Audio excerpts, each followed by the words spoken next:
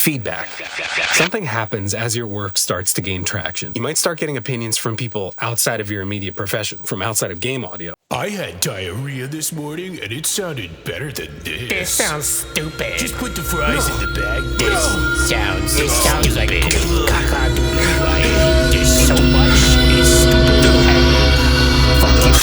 Maybe from adjacent fields like music production or from video games in general. And I caution you to be very careful, very selective about who you receive feedback from. Is that a baby? What the fuck are you doing on the internet? Because if you get a rude, kind of destructive comment and you click on that person's profile and they have zero content, zero followers, no profile picture, no identifier, they're not willing to put themselves out there, it's probably a safe bet that they're not doing the job that you want to be doing. They're not working in game audio. In fact, they're taking a break from calling someone a slur on Fortnite. So how valuable is their opinion to you? And certainly I'm not saying the layperson doesn't have valuable feedback. They often have the most valuable opinion because they have no attachment to the work. They have that elusive beginner's mind, the thing we strive to return to, where they don't really care how many hours you poured into the thing or what your intent was. They just know how it made them feel or how it didn't make them feel. And they might not have any of the language to give you really detailed feedback.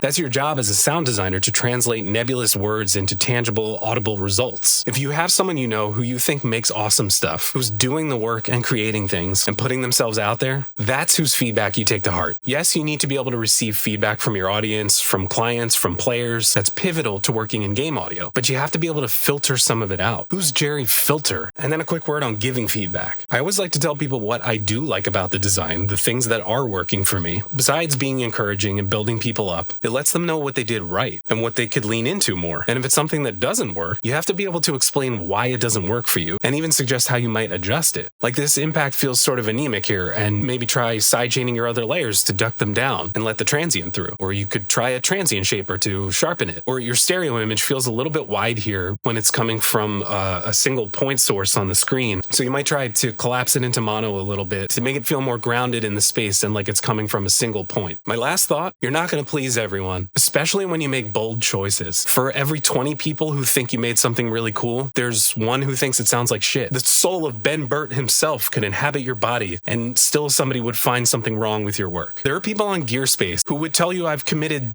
sins against God. That means compressing more than 2 dB. I promise no matter what level you get to, there will be a naysayer out there. And that's okay, because fuck them. Just kidding. But just be discerning about whose opinions you take to heart. That's all. Goodbye!